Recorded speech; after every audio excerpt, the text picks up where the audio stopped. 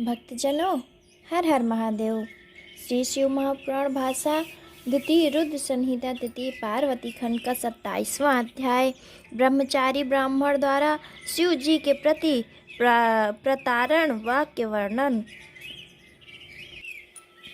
पार्वती जी बोली, हे जटिल द्विजेंद्र, मेरी सखी ने जो कहा है वस्तुतः वो सत्य है, उसमें कुछ भी अन्यथा नहीं है। फिर भी आप मुझसे सुने।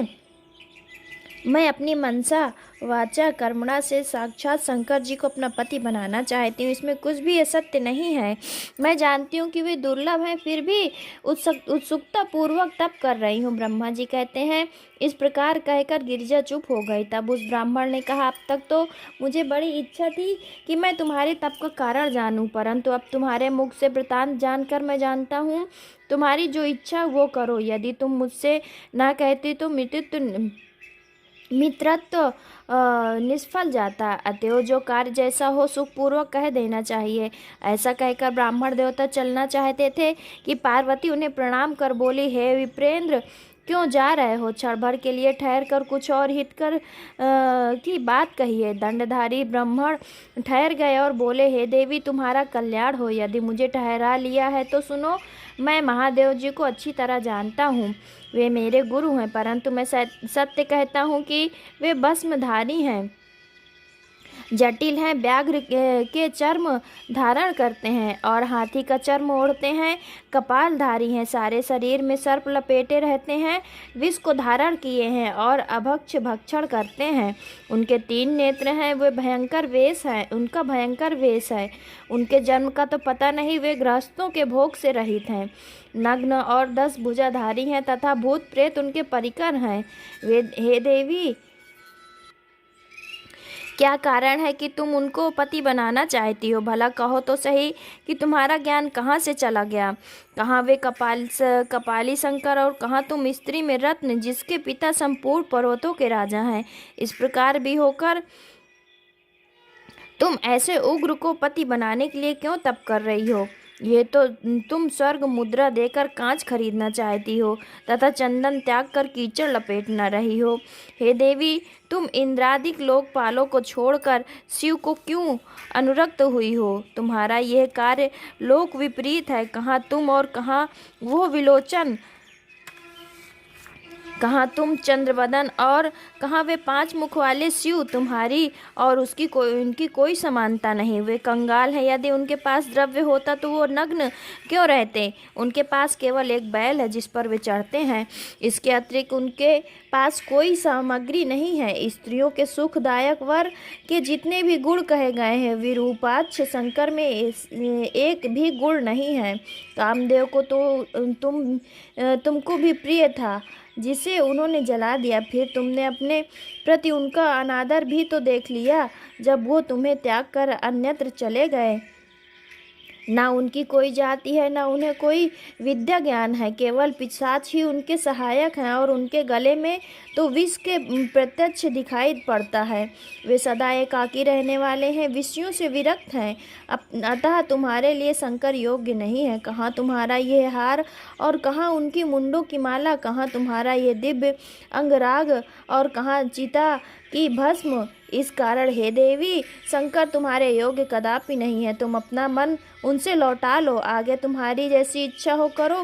हे नारद, तब उस ब्राह्मण के द्वारा शिव जी की इतनी निंदा सुनकर पार्वती जी क्रुद्ध हो गई और इस प्रकार बोली, भक्तजनों, हर हर महादेव। तृतीय पार्वती खंड का 27वां अध्याय समाप्त। 28वां अध्याय।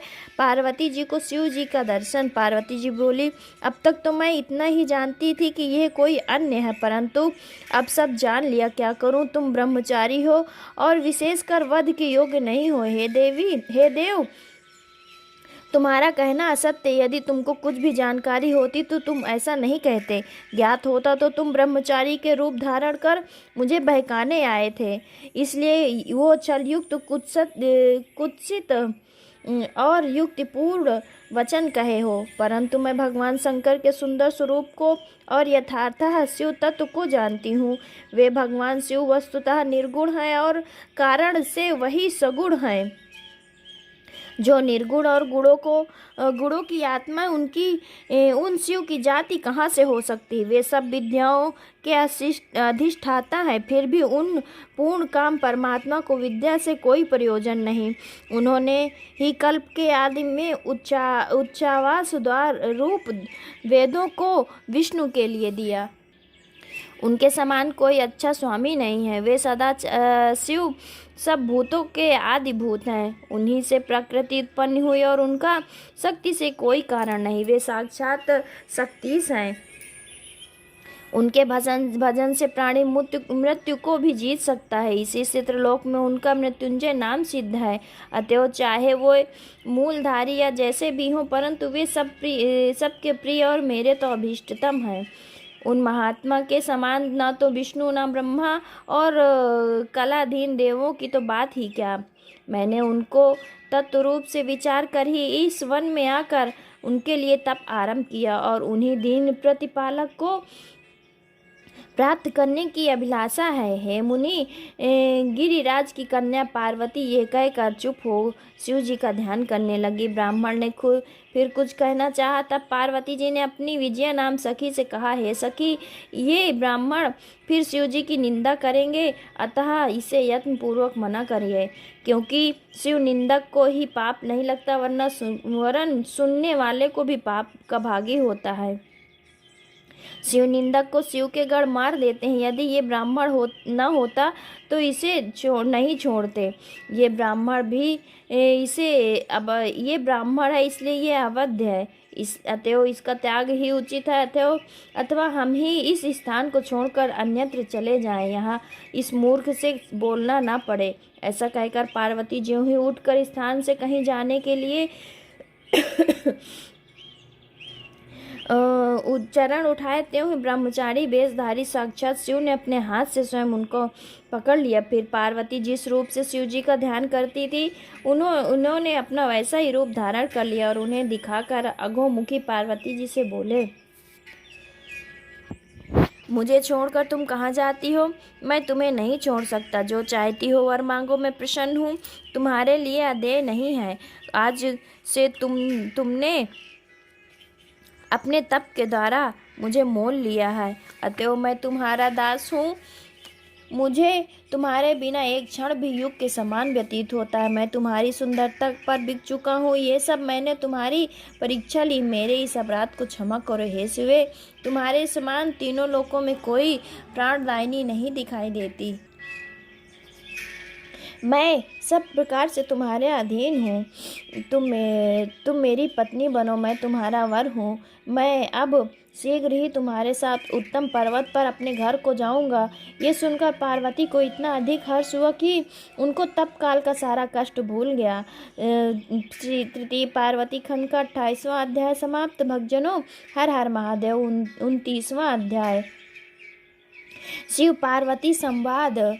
नारद जी बोले, हे ब्रह्मा जी, इसके आगे क्या हुआ? पार्वती जी के यश का वर्णन कीजिए, उसे सुनने की बड़ी इच्छा है। ब्रह्मा जी बोले, हे द्विज, जब परमात्मा शिव ने ऐसा कहा, तब उनके वचनों को सुन और आनंददायक स्वरूप को देख पार्वती जी अत्यंत प्रसन्न हुई और अपने पास में बैठे हुए शिव जी को विस्मित नेत्रों से देखते हुए शंकर जी से बोली, हे देवेश, आप मेरे स्वामी हैं। क्या आपने जिस हट से दक्ष के यज्ञ विध्वंस किया वो बात भुला दी? हे देवेश, आप वही हैं और मैं भी वही हूँ। अब देवताओं के कार्य सिद्ध के लिए जो तारकासुर को दुखित है, मैं मैना से उत्पन्न हुई हूँ। हे महेशान, यदि आप मुझ पर प्रसन्न हैं तो दयालु हैं, तो मेरा ये वचन पूर्ण कीजिए कि आप मेरे पति हो। अब मैं आपकी आज्ञा से पिता के घर जाती हूँ, वहाँ से आपका विशुद्ध यश प्रसिद्ध किया जाएगा। हे नाथ जी, उनके लिए आप मेरे पिता हिमाचल के पास जाइए। आप तो लीला विषाद हैं, इसलिए भिक्षुक होकर मेरे पिता से मुझे मांग लीजिए। संसार में अपने यश की प्रसिद्धि के लिए आप ऐसा कीजिए जिससे मेरे पिता का गृहस्थ कार्य भी सफल हो। मेरे पिता अपने वाक्यों को अवश्य सफल करेंगे। पहले जब दक्ष के यहाँ पैदा हुई थी तो पिता ने शास्त्रोक्त विधि से आपको कन्यादान नहीं किया था। उन्होंने ग्रह का कार्य पूजन नहीं किया था, जिससे वो विवाह सच्छिद्र हो रहा।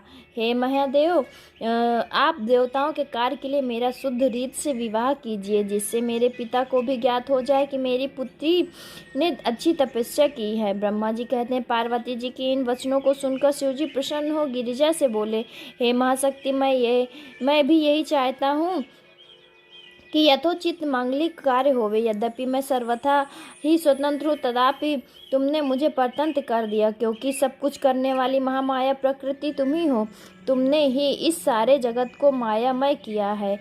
हम ही और तुम ही ने तो गुण और कार्य के भेद से संसार का प्रादुर्भाव किया। परंतु हे शैलजय, मैं हिमालय ना जाऊंगा और ना भिक्षुक होकर तुम्हारे पिता से तुम्हारी याचना करूंगा, क्योंकि याचना करने से तो कैसा भी महापुरुष हो लघु हो जाता है। ऐसी स्थिति में तुम ही कहो क्या करूं। तब शंकर जी को प्रणाम कर पार्वती जी ने कहा,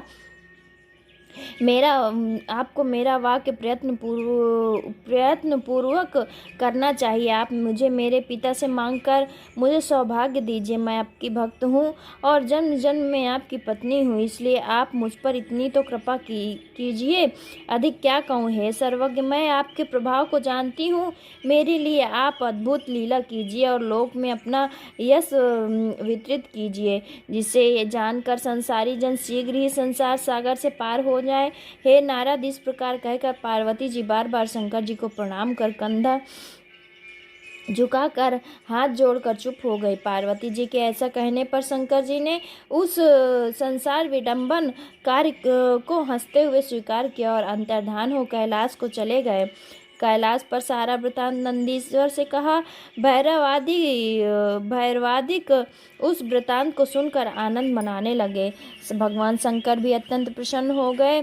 तृतीय पार्वती खंड का 29वां अध्याय समाप्त। भक्तजनों, हर हर महादेव, हर हर महादेव।